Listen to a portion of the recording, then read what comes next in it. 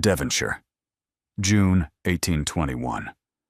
The wedding feast at Rathmore Hall had been arranged with the precision of a household that understood occasions, and the Duke of Rathmore's household understood occasions the way old families understood weather, instinctively, historically, and with a confidence that rarely required revision. 200 guests, the long gallery lit with beeswax candles, the county's finest silver on linen that had been in the family since the reign of George II. And at the center of the top table, the bride, Jessamine Calloway, now the Duchess of Rathmore for approximately 4 hours, standing with a glass of wine in her hand and an expression that 3 people in the room recognized as dangerous and the rest mistook for composure. She raised the glass. What she said next would be discussed in Devonshire drawing rooms for the rest of the decade. But to understand the toast, you must first understand the woman who made it. Jessamine Calloway arrived in Devonshire society in the autumn of 1820, which was to say she arrived with her father's fortune, her mother's education, and the practiced attention of a woman who had learned, by the age of 19, that rooms told you everything about the people who owned them if you knew how to read them.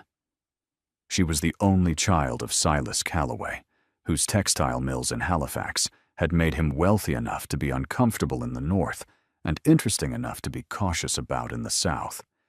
He had sent her to school in Bath, where she had learned languages, music, and the particular skill of identifying the difference between a welcome and a reception, a distinction that most people never noticed, and that governed, in Jessamine's experience, everything that followed.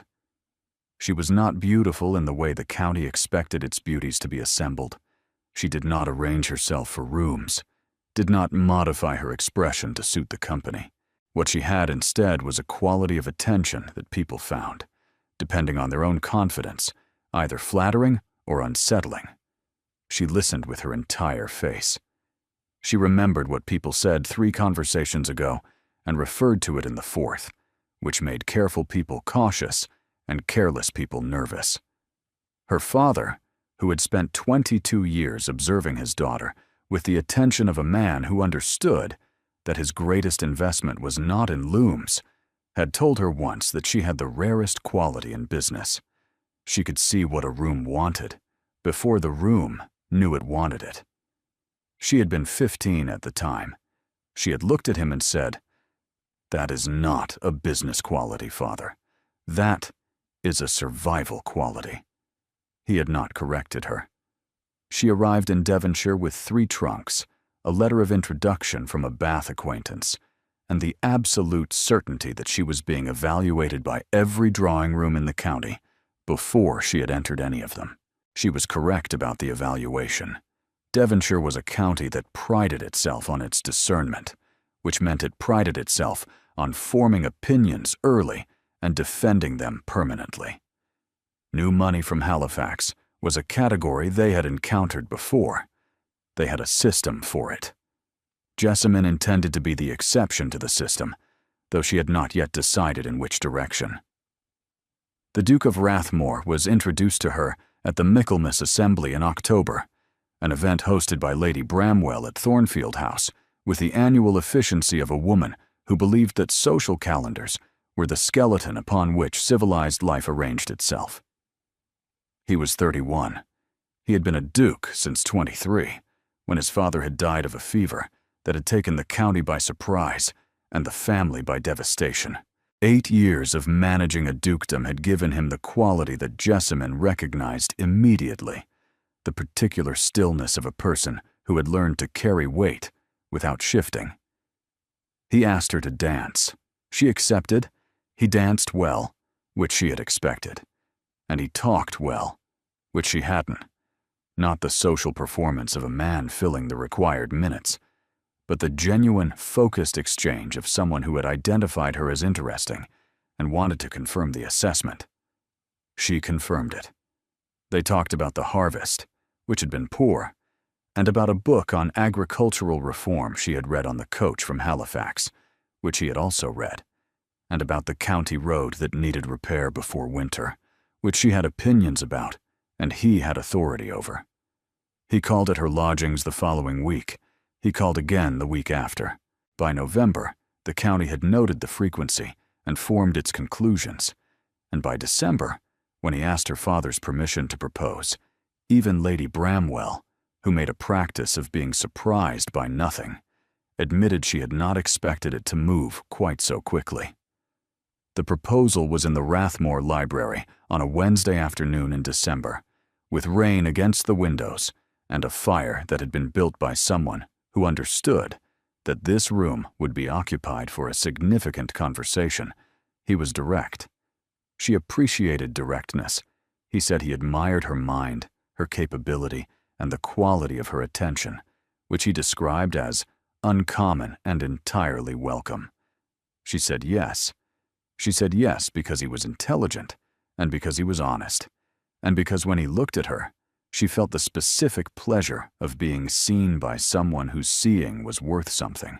She also said yes because she had weighed the evidence carefully, as she weighed all evidence, and had concluded that the balance was favorable. What she had not weighed, what she had noticed and catalogued, and set aside with the discipline of a woman who preferred conclusions to suspicions, was the name he had mentioned once in November, spoken with a care that was not quite casual enough to be casual. Celestine. Lady Celestine Ashford. A childhood acquaintance, he had said, a family connection of long standing. Jessamine had watched his face when he said the name. Something had moved in it. Not much, not enough for a verdict, but enough for a note in the margin of her assessment. She had made the note. She had not revised the conclusion. This, she would later understand, was the first time her judgment had been correct about the evidence and wrong about what the evidence meant. The wedding was in June. The ceremony was at the Rathmore Estate Chapel. Stone, 14th century, the kind of building that had witnessed enough family history to have formed its own opinions about the proceedings. Jessamine had walked in on her father's arm and had thought, with the clarity she brought to significant moments, that this was correct. The feast was in the long gallery, 200 guests, and seated 4 places from the Duke's left in a position that was socially defensible and emotionally unmistakable, was Lady Celestine Ashford. Jessamine saw her before the first course was served. She recognized her from a miniature she had seen once on the Duke's desk in November, a miniature he had moved to a drawer when she entered the room, with the unhurried precision of a man who believed he had been casual about it. She watched her husband. She watched him not look at Lady Celestine with the specific discipline of a man who was aware of exactly where someone was in a room and was managing the awareness rather than the feeling.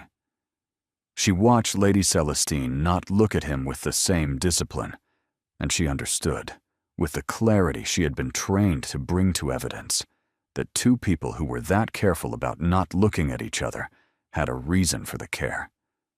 The room understood it too. Not everyone, but enough. She saw it move through the table in glances, in the quality of attention that shifted when the second course was brought, in the almost imperceptible pause in Lady Bramwell's conversation with Sir Alistair Graves. Jessamine set down her fork. She picked up her wineglass. She stood. The table quieted. 200 people looked at the bride. To Rathmore Hall, she said, her voice carrying the length of the gallery with the clarity of a woman who had been managing rooms since she was 16. To its history, its household, and its traditions. May it always have the grace to recognize what it has been given. She paused. 1 beat, and the wisdom to understand what it stands to lose. She drank. She set the glass down. She looked at her husband with the full, undefended attention she had given him in December when she said yes, and she held it long enough for him to understand that she was giving him the same quality of seeing. Only now, what she saw was different. She turned. She walked the length of the long gallery without looking back, collected her father from his chair, with a glance that required no words, and was in the carriage before the third course was served. She did not leave Devonshire. This was the first thing the county noticed, and the thing it discussed most thoroughly in the weeks that followed. A bride who left a wedding feast might be expected to leave the county, to retreat to her father's house in Halifax, to disappear into the vast, forgiving anonymity of distance. Jessamine did not retreat. She took up residence at Hartfield Lodge, the dower house on the eastern edge of the Rathmore estate, which had been written into the marriage settlement at her father's insistence and her own quiet instruction. It was a handsome stone house, smaller than Rathmore Hall by considerable measure, but sound in its construction, and set on 40 acres that included the estate's eastern tenant farms, an apple orchard, and a stretch of the River Exe that ran along the southern boundary. Her father, who had said nothing during the carriage ride from the feast, except, "Tell me when you are ready," said nothing further until they reached the lodge.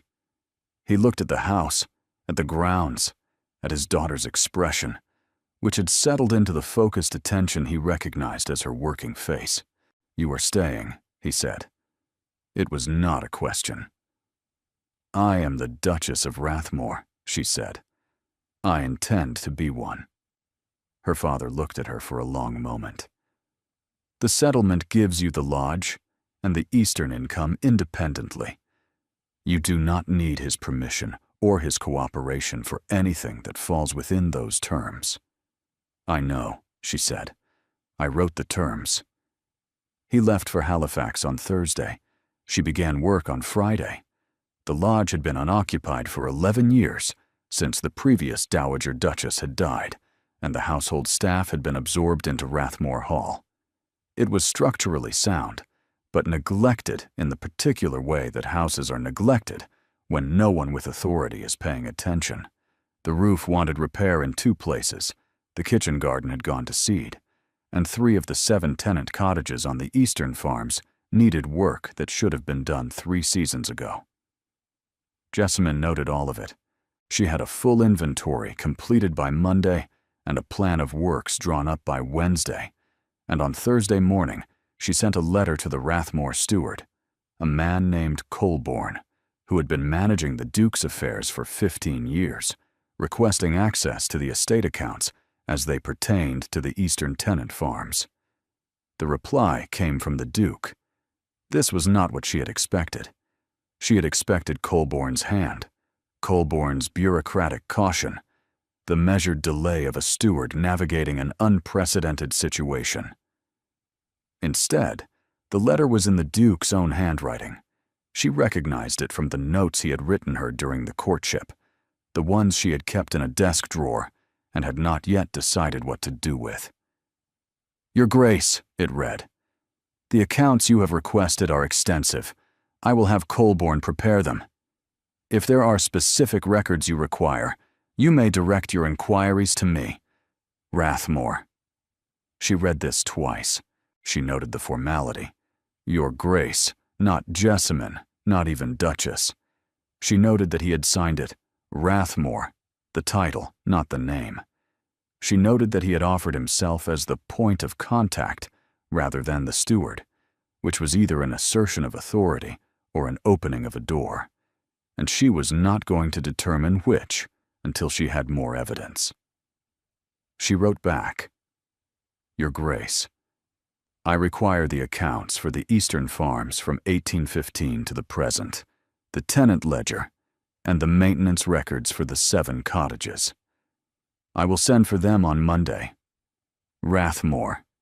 She signed it with his title, her title now, which was either a statement of position or a mirror held up to his formality, and she allowed herself the private satisfaction of the ambiguity.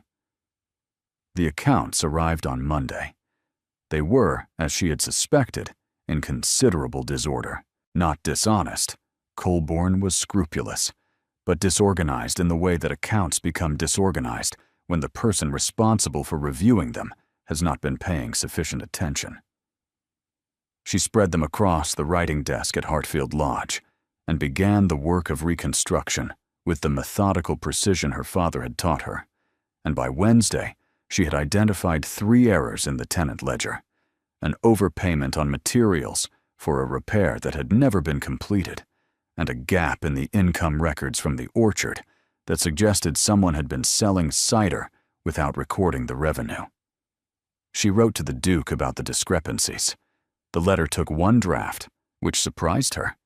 She had expected to need 2, one for the version that was too cold, and one for the version that was correct. But the evidence was clear, and clear evidence had always been her steadiest ground.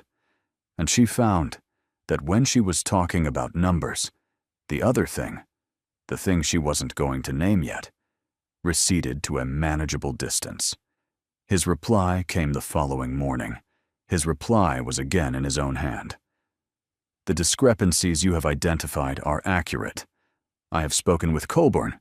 The overpayment will be corrected. The orchard revenue will be investigated. Your diligence is noted. Rathmore. She read this. She set it aside.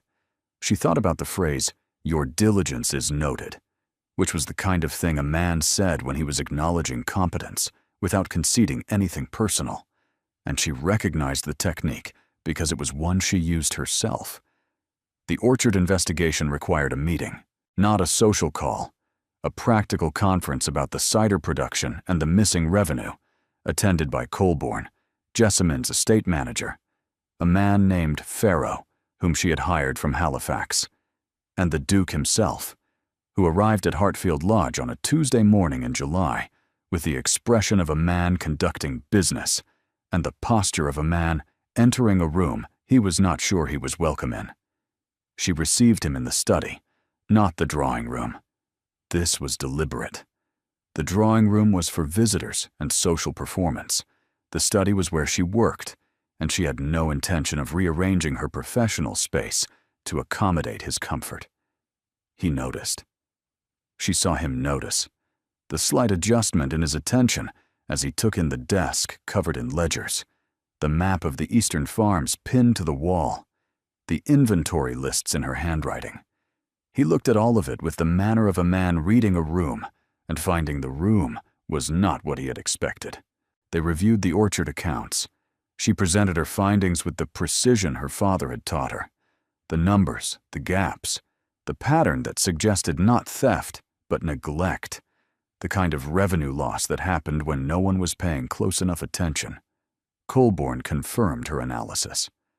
Farrow offered a proposal for restructuring the cider production. The Duke listened to all of it with the complete, focused attention she remembered from the courtship, the quality that had made her feel seen. And she found it considerably more difficult to sit with when it was directed at her across a desk covered in his failings. He asked 2 questions. The first was about the cider yield, which was practical and expected. The second was about her restructuring proposal, and the way he asked it, not challenging the conclusion but testing the reasoning, the way her father tested reasoning, the way a person tested something they intended to rely on, told her something she filed carefully and did not respond to. "The proposal is sound," he said when she had answered. "Implement it as you see fit." "I intend to," she said. He looked at her across the desk. He looked at the ledgers. He looked at the map on the wall. He said nothing further about the accounts. "The cottage repairs," he said. "Colborne tells me you have engaged a builder." "The north wall of Cottage 4 is structurally unsound," she said. "It should have been addressed 2 years ago." "It should have," he agreed. There was something in the agreement, not defensiveness, not excuse, but a quality of acknowledgement that sat between what was said and what was understood. He knew the cottages had been neglected. He knew she knew it, and he was not going to pretend otherwise. She found this, against her own instructions to herself, less satisfying to hold against him than she had expected. He left after 40 minutes. She did not offer tea. The weeks that followed established a pattern.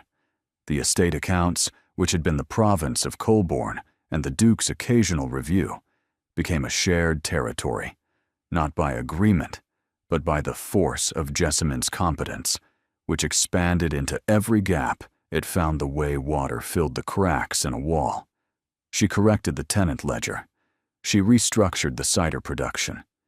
She had the 3 worst cottages repaired and the other 4 inspected. And she wrote a report on the eastern farms that was, by any honest assessment, the most thorough analysis the Rathmore estate had received in a decade. The Duke read the report. She knew this because Colborne mentioned it in passing. The steward had developed the habit of mentioning the Duke's responses to her work with the careful neutrality of a steward, who understood he was carrying information between 2 people who were not speaking to each other about anything except accounts. "His Grace reviewed your report on the eastern farms," Colborne said on a Thursday morning, while they were examining the orchard. "He made no corrections." "Were corrections expected?" she said. Colborne looked at the orchard with the studied attention of a man choosing his next words carefully. "His Grace does not typically accept reports without annotation," he said. "The absence of correction is, in my experience, notable." She looked at the apple trees, which were heavy with the late summer fruit, and thought about a man who annotated everything and had found nothing to annotate, and about what that meant when the man in question had spent 8 years maintaining the position that his judgment was the final authority on all matters relating to the estate. She thought about the meeting in the study, the way he had looked at her desk and her maps and her handwriting on the inventory lists. She thought about the question he had asked about her restructuring proposal, the one that had tested the reasoning rather than challenged the conclusion. She thought, "He is reading me the way I rid rooms." She thought, "I am not going to make it easy." The county, meanwhile, was watching with the attentive leisure of a Devonshire summer. The situation at Rathmore had become the most closely observed domestic arrangement since Lord Haverford had installed his Italian music teacher in the East Wing in 1807, which had ended badly for everyone except the music teacher, who had returned to Naples with an education in English manners and a generous settlement. Jessamine was seen at Hartfield Lodge, at the Tennant Farms, at the village market on Saturdays, where she bought provisions and talked to the tenants' wives with the ease of a woman who had grown up around working people and did not consider this a social descent. She was not seen at Rathmore Hall. She was not seen with the Duke except in the context of estate business. She was seen, on one occasion, declining a glass of wine at the Graves' summer supper, with a small shake of her head that 3 people interpreted correctly, and everyone else did not notice at all. And Lady Celestine Ashford wasn't seen in Devonshire at all, which the county noted with the precision of people who understood that an absence could be as significant as a presence. September brought the harvest, and the harvest brought the county together in the way that seasons of plenty always did, with gratitude that was genuine and social energy that was relentless. The Rathmore Harvest Supper was the first major occasion, and the question of whether the Duchess would attend became the most carefully discussed logistical matter in Devonshire since Lady Penville's disputed seating chart at the Midsummer Ball of 1815. Jessamine attended. She attended because the Harvest Supper was a duty of the Duchess's office, and she had told her father she intended to be a duchess, and she had meant it in every dimension the word contained. She arrived at Rathmore Hall at 6 o'clock on a Saturday evening in the first week of September, wearing a dress of dark blue silk that she had chosen with the specific attention of a woman who understood that her appearance in this room was a statement, and intended the statement to be precise. She had not been inside Rathmore Hall since the wedding feast. She walked through the entrance hall with the composed attention she brought to all significant rooms, and she noted what had changed and what had not, and she noted that the Duke was standing at the far end of the great hall with Colborne, and that he looked up when she entered with an expression that was neither surprise nor the managed attention she had catalogued. It was something rawer than both, something he covered in the time it took her to cross the room, but not before she had seen it. "Your Grace," she said. "Your Grace," he said. The symmetry of it was not lost on either of them or on the room. The supper was arranged in the traditional manner, the long table, the tenants, and their families on one side, the county's quality on the other, the Duke and Duchess at the head. She took her place at his right, with the ease of a woman assuming a position she had earned, and the evening proceeded with the well-practiced rhythm of a harvest supper that had been held at Rathmore for 200 years. She talked to the tenants. She knew their names. She had learned them during the summer, during the cottage repairs and the orchard restructuring, and they responded to her with the warmth of people who had been listened to by a person in authority for the first time in several years. She talked to Mrs. Garrick, whose cottage was the one with the north wall she had repaired, and Mrs. Garrick said, "The wall is sound, Your Grace. The children have stopped sleeping in the kitchen." And Jessamine said, "I'm glad," and meant it with the uncomplicated sincerity that practical work produced in her. The Duke, beside her, was managing the table. She was aware of him throughout the way she was always aware of the most significant presence in any room. She was aware that he was listening to her conversations with the tenants, with the quality of attention she had identified in the study, the reading attention, the one that was gathering evidence. She was aware that he refilled her water glass without being asked, which was a gesture so small it should not have meant anything, and meant, in the specific vocabulary of their situation, considerably more than nothing. She did not acknowledge the water glass. She continued talking to Mrs. Garrick. The county dinners followed the harvest supper, with the reliable frequency of autumn in Devonshire. The Graves hosted in the second week, the Bramwells in the third. By October, Jessamine and the Duke had been in the same room on 6 occasions, and on each occasion they had maintained the formal, correct relationship of two people who were married and separated and conducting themselves with a precision that the county found simultaneously admirable and agonizing. At the Graves' dinner, they had talked about the orchard yield, which had exceeded expectations under Farrow's management. At the Bramwell dinner, they had talked about the county road, which still needed repair. At neither dinner had they talked about anything that required the other's name to be spoken rather than the title, and at neither dinner had either of them mentioned the wedding feast, or the toast, or the long gallery, or any of the things that occupied the space between what they said and what the room understood they meant. The Michaelmas assembly at Thornfield House was the occasion that broke the pattern. It was Lady Bramwell's event, the same assembly where they had met the previous October, and Lady Bramwell had arranged the room with the strategic intelligence of a woman who had been managing social geometry for 30 years, and understood that the anniversary of a meeting was, in the right hands, its own kind of argument. 60 guests, the full county, and in attendance, Lord Dacre, a Viscount of 62, whose family had held land in Devonshire since the Reformation, and who had spent the summer observing the situation at Rathmore with the increasing displeasure of a man who considered the social order a personal responsibility. Jessamine saw him approach at 20 minutes past 9. She had been in conversation with Sir Alister Graves about the apple harvest.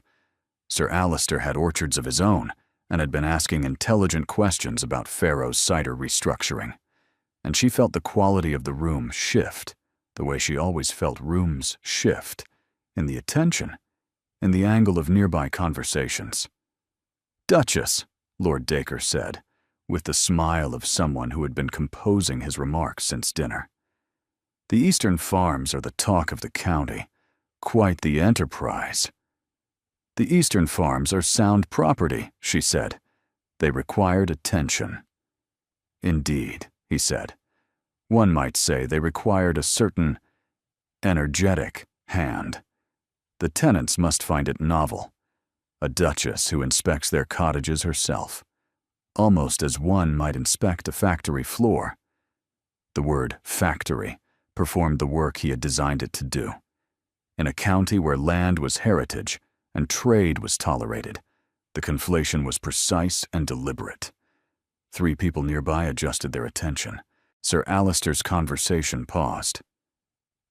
"The tenants," Jessamine said, holding Lord Dacre's gaze with the composure she had practiced in Halifax boardrooms and Bath assemblies, and every room she had ever entered, where someone had decided what she was before she had spoken. "Find it practical. Mrs. Garrick's north wall no longer leaks. Mr. Holt's drainage has been repaired. The orchard revenue has increased by 40% in a single season." She paused. "I inspect what I intend to improve, Lord Dacre. I have found it the most reliable method." The pause that followed was the kind that an entire room feels without all of it, knowing why. Lord Dacre's smile thinned. "Improvement is admirable," he said, "though one does wonder whether all the improvements at Rathmore are equally permanent." The word hung in the air. It was not about the cottages. Everyone within hearing understood it was not about the cottages. It was about her, the separated Duchess, the Halifax fortune, the woman who might at any moment be sent back to wherever new money went when old families were finished with it. Jessamine felt the room's attention sharpen. She opened her mouth to respond. She had the response ready. She had been managing this variety of condescension for a decade, and she knew exactly how many words it required, and in what register they would be most effective. She did not get to deliver them.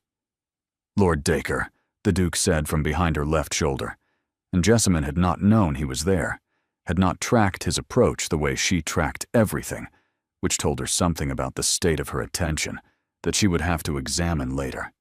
His voice was not loud. It carried the weight that 200 years of title produced in a man who understood the weight and chose, deliberately, to deploy it. "The improvements at the Eastern farms represent the most significant advancement in Rathmore estate management in my tenure as Duke." He stepped forward to stand beside Jessamine, not in front of her. Beside her. "The Duchess's work has been reviewed by myself and by Colborne, and I can assure you, and anyone else in this room with an interest in the subject, that the results are not merely permanent. They are the standard to which the remainder of the estate will be held." He looked at Lord Dacre with the stillness she recognized, the particular stillness of a man who had learned to carry weight without shifting. "I believe we are all invested in Rathmore's future," he said. "I know I am." The final sentence was not about the estate. The room knew it. Lord Dacre knew it. Jessamine, standing beside the Duke with the composed attention that was her natural register, understood it with a precision that made her chest ache in a way she refused to account for in this room. Lord Dacre said something appropriate about being glad to hear it. He moved away with the measured retreat of someone who had been outranked and knew it. The conversation resumed around them. The assembly continued. 20 minutes later, Lady Bramwell found her at the edge of the room, near the tall windows that looked out over the Thornfield Gardens in the October dark. "He stood beside you," Lady Bramwell said without preamble. "Not in front of you." "I noticed," Jessamine said. "Lord Dacre will be civil for the remainder of the season, possibly longer. He has an excellent memory for the occasions on which he has been corrected by a duke." "I could have handled Lord Dacre," Jessamine said. "I know you could," Lady Bramwell said. "He knows you could. That is precisely why what the Duke did was not rescue. It was alignment." She accepted a glass of wine from a passing footman. There is a considerable difference between a man who steps in front of a woman and a man who steps beside her. The first believes she cannot manage. The second believes she should not have to manage alone. Jessamine looked across the room at the Duke, who was in conversation with Sir Alister, and was not looking at her, and she thought about the word alignment, and about a man who had stood beside her and said, "The standard to which the remainder of the estate will be held," and about the final sentence, "I know I am," and what it meant when a man who had spent the summer communicating through ledgers and stewards said something that direct in a room full of people who understood exactly what he was saying. She thought, that was not about the estate. She thought, he wanted me to know. She held her wine glass but did not drink from it. Not yet. Not here. The gesture meant something now, when she would raise a glass and when she would not, and she was not going to spend that currency until it was worth spending. He came to Hartfield Lodge 3 days after the assembly, on a Tuesday morning that was sharp with October cold, and clear enough that the boundary between the estates was visible from the study window. She was at her desk. She was always at her desk, reviewing the autumn accounts when she heard a horse arrive at the gate, and she knew before she looked that it was him, because she had developed over the summer and into the autumn an awareness of his approach that she had not authorized and could not seem to revoke. She met him at the door. She did not have him shown in. She opened the door herself, which was not the protocol for a duchess receiving a duke, and she did it because protocol between them had become a language she no longer wanted to speak. He had dismounted and tied the horse at the gate. He was wearing the coat she had seen in July, the practical one, not the formal one, and he was carrying a leather folder that she recognized as the kind that held legal documents. "Your Grace," she said. "Jessamine," he said. It was the first time he had used her name since the wedding. She felt it the way she felt a change in a room, a shift in the temperature of everything. "May I come in?" he said. She held the door open. He came in. She led him to the study, not the drawing room, because between them the drawing room had never been the right room, and she sat behind her desk, and he sat in the chair across from it, and they looked at each other across the surface that had been covered in his estate's failings all summer, and was now covered in the autumn accounts, which were in perfect order because she had made them so. He set the leather folder on the desk. He did not open it. "I owe you the truth," he said. "I have owed it to you since June, and I have been paying you in ledger corrections and cottage repairs instead, and I am aware that the currency is inadequate." She waited. "Celestine," he said, and the name in his mouth had a different quality than it had in November, less careful, more tired, the sound of something that had been carried too long. "We were understood, from childhood. Both families expected it. I expected it. She expected it." He paused. "When my father died and I inherited the estate and the debts that came with it, the expectation became impractical. Her family had nothing. The estate needed capital. The match that would have been convenient when both families were solvent became impossible when only one was." He looked at the desk. "I ended the understanding. She accepted it. She married Lord Ashford 3 years later. He died 2 years after that. She was widowed and alone, and I was managing an estate that needed money I did not have, and I told myself the matter was concluded." "It wasn't concluded," Jessamine said. "It wasn't concluded," he agreed. "I had resolved the practical question. I had not resolved—" He stopped. He looked at the window. "I had not resolved anything that mattered." "You invited her to the wedding," Jessamine said. "I invited her because I believed I could manage it," he said. "I believed that if she were present, and I conducted myself correctly, it would constitute a final conclusion. The ceremony would make it real, in a way that the ended understanding had not." He met her eyes. "I was managing a feeling I did not want to have by arranging the conditions under which I believed it would disappear." "It didn't disappear," she said. "It didn't disappear. And you saw it in the first 10 minutes, because you see everything. And I had married a woman who sees everything, and had somehow failed to account for that." She looked at him. She thought about the miniature on his desk in November. She thought about the note in the margin of her assessment.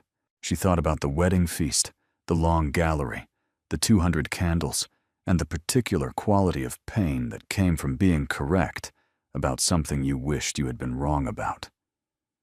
"You married me for the fortune," she said. "I married you because the estate required it," he said. "That was the reason I began. It was not the reason I continued." He leaned forward. "You read a book about agricultural reform on the coach from Halifax, and you knew more about it than I did. And you had opinions about the county road that were better than mine. And when I talked to you, I had the experience, for the first time in 8 years, of speaking to someone who was not performing for me." He paused. "I proposed to you because I wanted to. The fortune made it practical. You made it necessary. And then I failed the distinction on the day it mattered most, because I was trying to manage Celestine and the past and the future all in the same evening. And I could not manage all three, and the one I lost was the one I should have held on to." She sat with this. She sat with the study and the autumn light, and the man across her desk who had just given her the first entirely honest account of what had happened, with no deflection and no self-justification and no attempt to make it smaller than it was. "What happened to Celestine?" she said. "After the wedding. I wrote to her the following week," he said. "I told her the truth, that the understanding had been over for years, that it should have stayed over, and that my failure to resolve it had cost me the only person whose opinion I had come to value more than my own." He looked at the leather folder on the desk. She wrote back. She agreed. She wished me well. The correspondence is concluded. Jessamine looked at the folder. "What is that?" she said. "The revised estate accounts," he said. "The entire estate, not just the eastern farms. All of it. Income, expenditure, the maintenance schedule, the tenant agreements, the debt structure." He pushed it toward her. "I have been reviewing your methods. Your system is better than mine. I want you to see the full picture." She looked at the folder. She looked at the man who had brought it, who had brought her the complete accounts of his estate, which was, in the language they had been speaking all summer, the most vulnerable thing he could have offered. Every number, every failure, every gap, all of it, handed across a desk for her inspection. "You are giving me the accounts," she said. "I'm giving you everything," he said. "The accounts are where I knew how to start." She held his gaze. The autumn morning was coming through the study windows, and the Rathmore chimneys were visible on the horizon, and the distance between the two houses had never felt shorter or more significant. She opened the folder. She did not open it immediately. She held it for a moment. The weight of it. The physical reality of a man's entire financial life contained in leather and paper. Then she opened it and began to read. He watched her read. She was aware of him watching, and she let him, because this was what they did. They read each other, and the reading had become, over the months, a language more honest than speech. The accounts were in worse condition than the eastern farms had been. She saw it in the first 3 pages.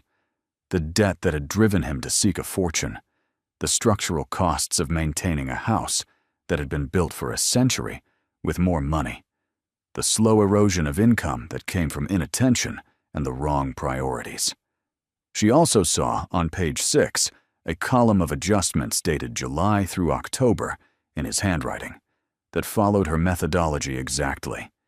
He had been applying her system to the Western accounts. He had not told her. She looked up at him. "You adopted my ledger format," she said. "It is a superior system," he said. "You did not tell me." "I was not ready to admit how many things you were right about simultaneously," he said. "I was working through them in sequence." She looked at him across the desk that had been covered in his failings all summer and was now covered in his honesty. And she thought about a woman who had raised a toast in a long gallery and walked out, and about a man who had spent 4 months submitting his accounts for her review, one failure at a time, and had finally brought her all of them at once. "The eastern farms are in order," she said. "Because of you," he said. "The tenant cottages are repaired. Because of you. The cider revenue is accounted for. Because of you." She set the folder down. "The accounts between us," she said. "Are they in order?" He looked at her. The expression was the one she had first seen at the assembly, the one that was not managed, not the ducal stillness, not the practiced attention, but the unguarded thing underneath that had been building since July and had been visible in glimpses through every meeting and every letter and every report he had returned without annotation. "No," he said. "They are not in order. They are in considerable arrears. I have been making payments, but the principal remains outstanding, and I do not believe it can be settled by correspondence." She looked at him. "What do you propose?" "A meeting," he said. "A direct meeting, without ledgers, without stewards, without the study desk between us." He paused. "Without the title." "Leander," she said. It was the first time she had used his name. It had the quality of an account being opened. Something new, starting from zero, with no arrears and no inherited debt. "Jessamine," he said, and her name in his voice had everything the title had lacked: warmth and specificity, and the directness of a man who was looking at one person and seeing only that person. Lady Bramwell called at Hartfield Lodge on a Saturday morning, arriving at precisely 11, with the efficiency of someone who had been waiting for an appropriate interval and had determined that a week was sufficient. "He came to see you," Lady Bramwell said before she had fully settled into the chair Jessamine offered. "Tuesday. On foot. With a leather folder." "The county network is remarkably efficient," Jessamine said. "The county network," Lady Bramwell said, "is the fastest system of intelligence in the south of England, and I am its most reliable node." She accepted the tea Jessamine poured. "He brought you the accounts." "He brought me the accounts. All of them. All of them." Lady Bramwell held her cup and looked at Jessamine with the steady assessment of a woman who had been watching this situation develop since the Michaelmas assembly a year ago, and who had formed her conclusions considerably earlier than she had let on. "There are men," Lady Bramwell said, "who apologize with words. They are often eloquent and occasionally sincere, and the words cost them nothing except the time it takes to arrange them." She sipped her tea. "And there are men who apologize with evidence, who cannot bring themselves to say the thing directly, and so they bring you their accounts, their records, their documentation of every failure, and they set it on your desk and say, 'Here, this is what I have done wrong. Judge it.'" She set the cup down. "The second kind is rarer, and considerably more reliable." Jessamine looked at the window. The apple trees in the orchard were bare now, November having stripped them to their structure, and the Rathmore chimneys were visible beyond them in the morning light. "He also told me the truth about Celestine," she said. "I know the truth about Celestine," Lady Bramwell said. "I have known it for 8 years. The county has been remarkably discreet, considering." "You might have told me," Jessamine said, "before the wedding." Lady Bramwell looked at her steadily. "Would you have believed me? A woman you had known for 8 months, warning you about a man you had already decided to marry?" Jessamine considered this honestly. "No," she said. "I would have weighed it and set it aside, as I did with every other piece of evidence." "Precisely," Lady Bramwell said. "Some conclusions must be arrived at through one's own accounting. The evidence is only useful when the person receiving it is ready to audit." She paused. "Are you ready now?" Jessamine thought about the study and the leather folder and his handwriting in her ledger format and the sound of her name in his voice without the title attached. "I'm conducting the audit," she said. "Good," Lady Bramwell said. She finished her tea and stood. "One further observation, which I offer as someone who has watched a great many marriages in this county, including 2 of my own. The toast at the wedding, everyone talks about what you said. They remember the wisdom to understand what it stands to lose. What they do not discuss, because they did not see it, is what he did after you left the gallery. She paused at the door. He stood. He did not sit down for the remainder of the evening. He stood in that gallery for 3 hours, receiving congratulations and farewells, and he did not once sit in the chair you had left empty beside him. I was the last to leave. I saw his face when the room was clear. She looked at Jessamine. He knew. He knew within seconds of your toast what he had done, and he has been trying to find the right currency of repayment ever since. She left. Jessamine sat in the study and thought about a man standing in an empty gallery for 3 hours, and about the particular quality of regret that expressed itself not in words, but in the refusal to occupy a space that someone else had vacated. She wrote to her father that evening. The letter was longer than her usual correspondence. Her father preferred brevity, and she respected the preference, but this was not a matter that could be condensed without losing something essential. She told him everything: the accounts, the truth about Celestine, the assembly, the name. His reply arrived 5 days later from Halifax, in the handwriting she had known all her life. Jessamine, you have always been the better judge of accounts. If the numbers balance, trust the numbers. If they do not, you will know what is owed and what is forgiven. Both are decisions, not feelings. Make them the way I taught you, with your eyes open and the ledger in front of you. Your father. She read this twice. She put it in the desk drawer beside the Duke's courtship letters, which she had still not decided what to do with, and which she now understood she had been keeping because the decision had already been made. She had simply been waiting for the audit to confirm it. He called at Hartfield Lodge on a Thursday evening in the 3rd week of November, which was not a state business, and both of them knew it was not a state business, and neither of them pretended otherwise. She had been expecting him, not because he had written, he had not, but because she had been reading rooms and reading people since she was 16, and the man who had brought her his entire accounts and said her name without the title was a man who was approaching a conclusion, and she had learned enough about his methods to know that he approached conclusions on Thursdays, when his weekly estate review was finished and his mind was clear. He arrived at 6. She opened the door herself again. He was carrying a bottle of wine. Rathmore Cellar, she could tell from the label. Something old and good, and chosen with the care of someone who understood that this particular bottle was going to mean more than its contents. I thought, he said, and paused, and she saw in the pause the full difficulty of what he was attempting. Someone who had spent his adult life managing situations, trying to arrive at one without managing it. I thought we might have dinner.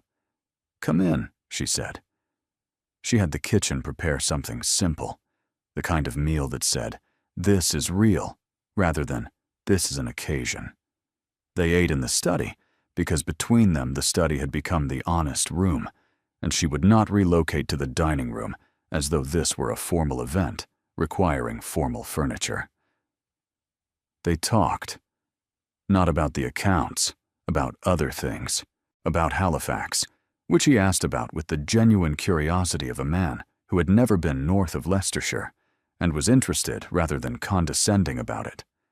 About his father, who had died when the estate was at its most vulnerable and had left him with the weight of a dukedom and no instructions for carrying it.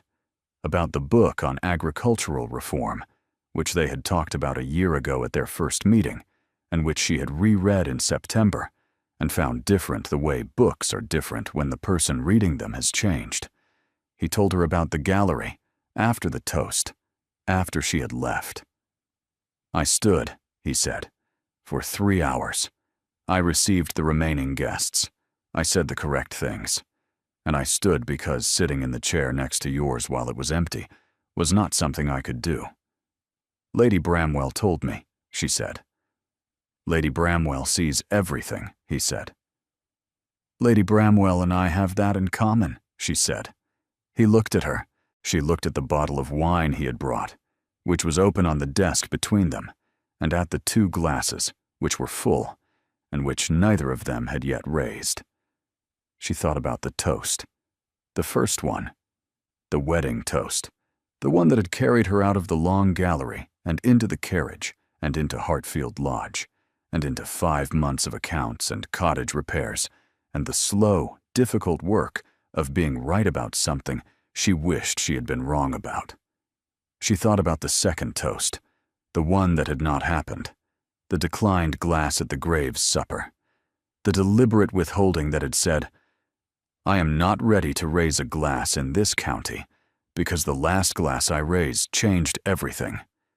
She thought about the third, the assembly, the wine held but not drunk, the gesture suspended, the currency held in reserve until it was worth spending. She picked up her glass. He watched her. He understood.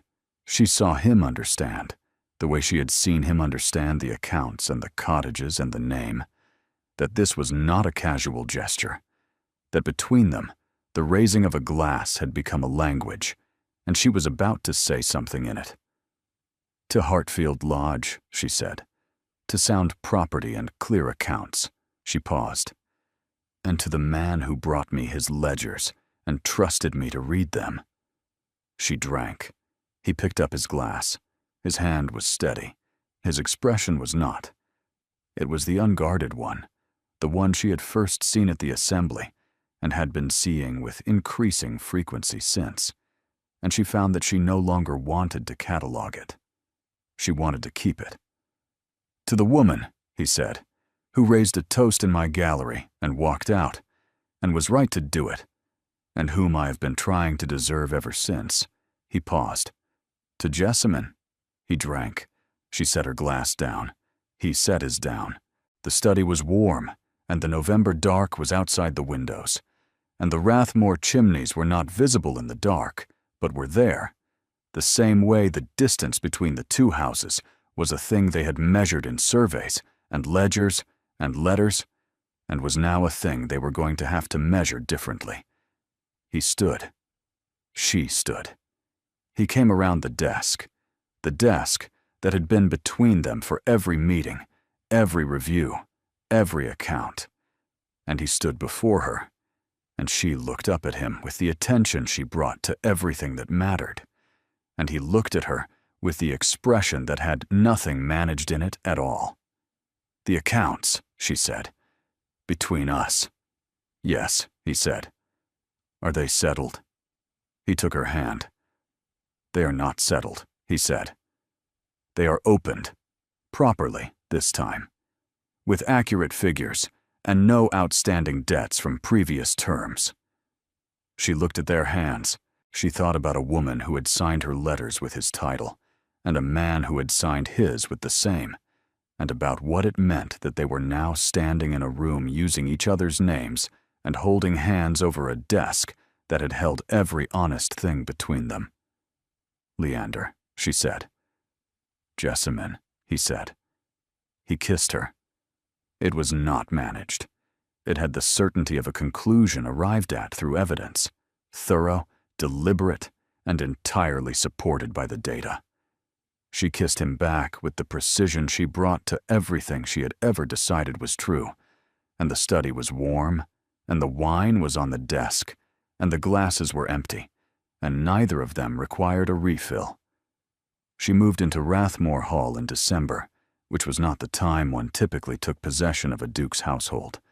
But Jessamine had never organized her life around typical, and she was not going to begin with the most important decision she had ever made. She brought the Hartfield accounts with her. She brought Pharaoh. She brought the system she had built over 5 months of managing 40 acres and 7 cottages and an orchard, and she applied it to the remainder of the estate with the methodical attention of a woman who had been given the full ledger and intended to make every column balance. Leander watched her do it with the expression she had catalogued at the assembly and at the dinner and in the study, the unguarded one, and said on the second morning, over breakfast in the library, she was already reorganizing, "You are going to change everything." "I'm going to correct the accounts," she said. "Everything else will follow." He looked at her across the breakfast table, across the life she was already building inside his house, with his books and her numbers, and the combined weight of 2 estates that were no longer separated by a boundary she had once used as a fortress. "The toast," he said, "at the wedding. You said, 'The wisdom to understand what it stands to lose.'" "I remember what I said," she said. "I understood it," he said. "I have not stopped understanding it since." She looked at him. She looked at the library, which needed reorganizing, and the windows, which faced south toward Hartfield Lodge. Still hers, and it would remain hers, because she had written the terms, and she was not a woman who surrendered sound property. She picked up her tea. Not wine. Tea. The morning version of the gesture, the private one, the one that belonged to a life rather than a performance. "To Rathmore," she said quietly. "To Rathmore," he said. And neither of them specified which part of Rathmore they meant, the house, the title, the estate, or the marriage, because the answer, by December, was all of it. Her father had always said the best accounts were the ones you understood completely. Every column, every entry, every figure in its right place. She understood this one completely, and the balance, at last, was exactly where it should be.